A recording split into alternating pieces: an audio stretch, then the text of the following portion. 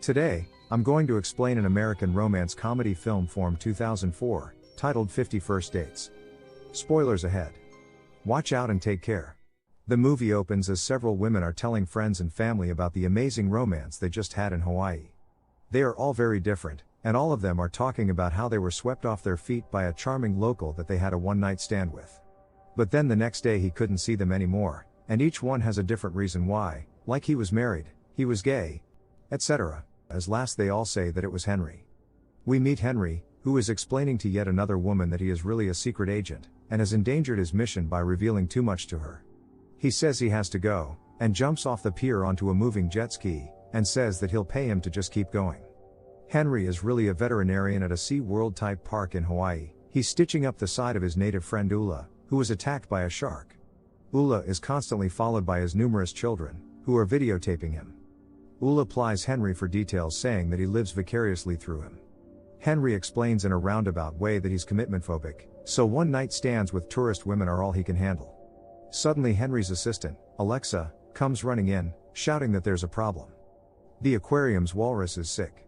Henry makes Alexa dive into the water to test the temperature, and then when he pushes walrus's belly, the walrus expels gallons of vomit all over Alexa, who seems unbothered. She leaves, and then Henry reveals that he did it just to get revenge over her eating his lunch, dancing around with a penguin. Later, he's riding on his own sailboat which looks old-fashioned and wooden.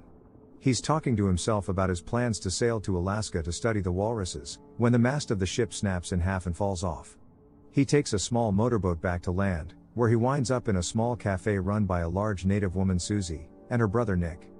He's waiting for the Coast Guard to come tow his boat when a light is flashed in his eyes.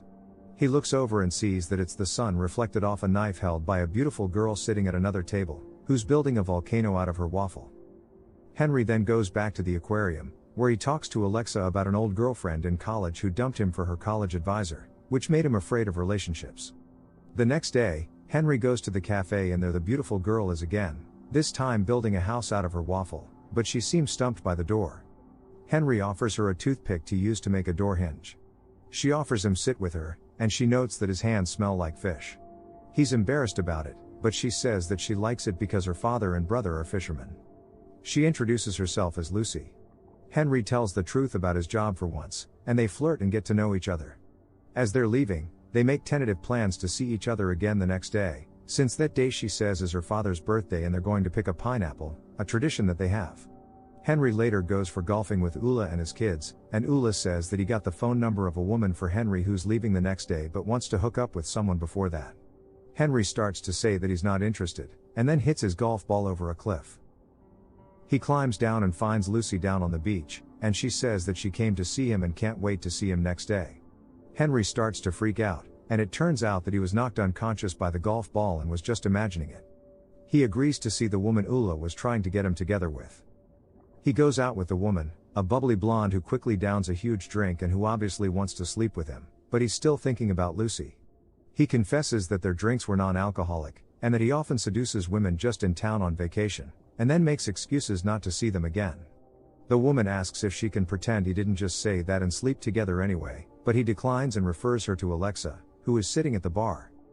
The next day, as Henry gets in the cafe, Susie tells him that she needs to talk to him, but is distracted by another customer. Lucy enters and Henry sits down and starts to talk about how his hands smell like fish, but it all comes off sounding like crude innuendo and Lucy starts to freak out. Susie pulls him outside to tell him that over a year ago on her father's birthday, Lucy and her father was in a car accident. She had a head injury that makes it so that when she sleeps at night she forgets everything that happened the day before. All her memories before that are fine, even though she still thinks every day that it's her father's birthday. Lucy gets home back and tells her father happy birthday. He already has a pineapple. Her father has just painted his workshop, but it's too white, so he wants her to paint him a picture on the walls. As she goes out to paint, her father and brother take out a video of the game to put on.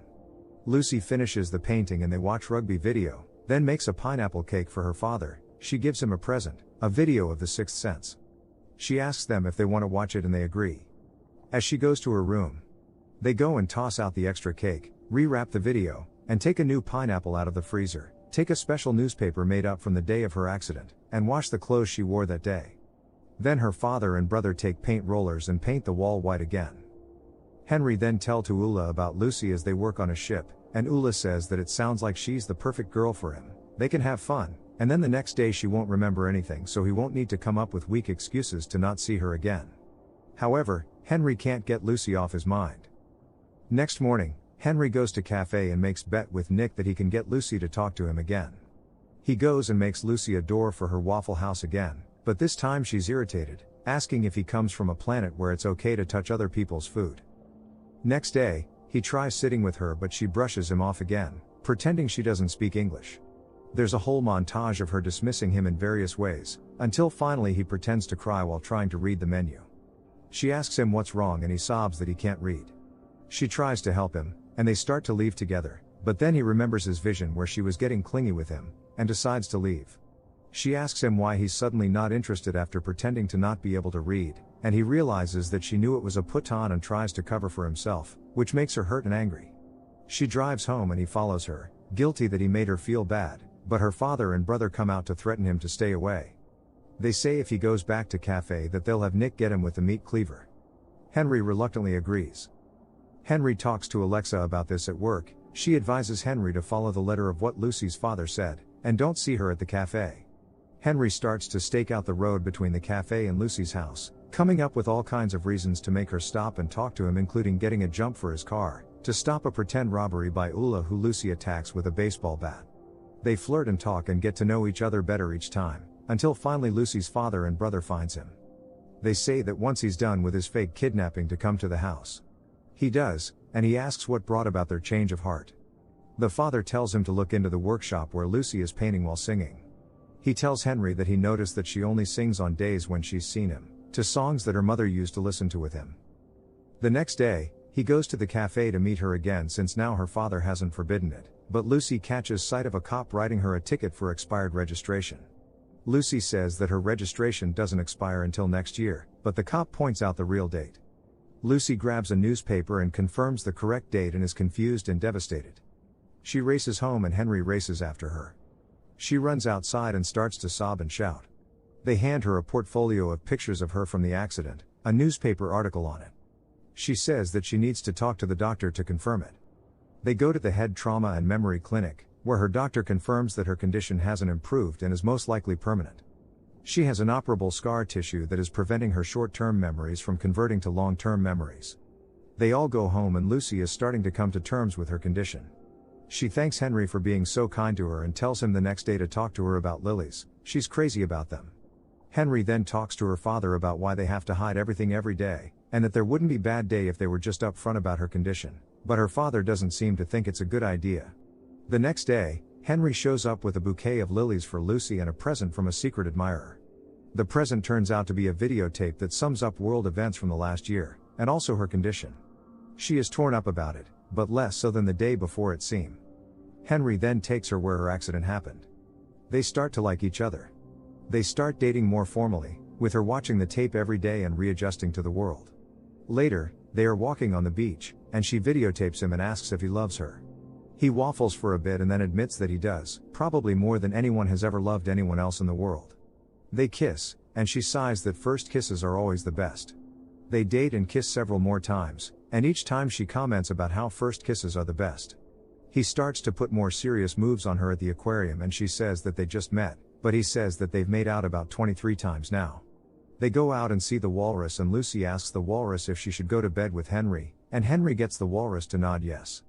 They go back to his room and make out love. Later, he composes a song for her about how much he loves her. Then they go back to her house where they are falling asleep together. He sleepily asks her to marry him. She says that of course she will, and they fall asleep. The next morning they wake up and see each other, and she screams. She starts to attack him and he says that they're together, but she calls him a stalker and beans him with her baseball bat. Her father and brother come to his rescue. Later, doctor comes out and confirms that they're all right. Lucy is upstairs, and she overhears Henry talking about his dream to sail to Alaska for a year, but how he doesn't want to leave since it seems like Lucy is making progress and is almost remembering him. Lucy is very saddened by hearing them talk. She then goes out to see Henry, and tells him that she wants to break up. She says that it's not fair that he doesn't have time to do anything but get her to fall in love with him every day. She shows him her journal that she's been writing to herself. She asks him to help her edit it so that all references to him are removed, so she won't remember him at all. He is heartbroken, but he helps her do it, including when she said that their first time sleeping together didn't last long. Henry tries to go back to his normal life but keeps thinking about Lucy. He sees her with a tour group at the aquarium, but she clearly doesn't recognize him. Later, he gets ready to set sail on his finally finished boat. While Alexa and Ula and his children are there to say goodbye. Surprisingly, Lucy's father and brother also show up there. Lucy's father says that she went to live at the clinic a few weeks ago, saying she didn't want to burden them anymore. He gives Henry a present and wishes him good luck. After they leave, Henry opens the present. It's a CD of Lucy's favorite song. Henry starts to sail out and shouts about why he'd give him something that reminds him of Lucy, but then he thinks that maybe Lucy's father was trying to send him a message, saying that Lucy had remembered him. He turns the boat back, and runs over to the clinic to see her and asks if she knows who he is, but she doesn't. He starts to leave in despair, but she asks him to come with her. She takes him to her studio, which is covered with paintings and drawings of him. She says that she doesn't know him, but that she dreams about him every night. Henry tells her about their past relation, and that she left him, which was her mistake. They kiss, and the scene fades out on them together. Later, Lucy wakes up in a strange room. She sees a tape next to her. She puts it on and watches the usual tape about her condition, and at the end is a scene of her marrying Henry. At the end of the tape there's a title card saying that it's very cold outside, so she'll need to put on a coat before she goes out. She goes up and finds she's on Henry's boat, and that they're in icy waters off Alaska, where Lucy's father is fishing, and Henry introduces a little girl as their daughter. She amazed hugs her daughter and starts to cry with joy. Well, that's it for the day.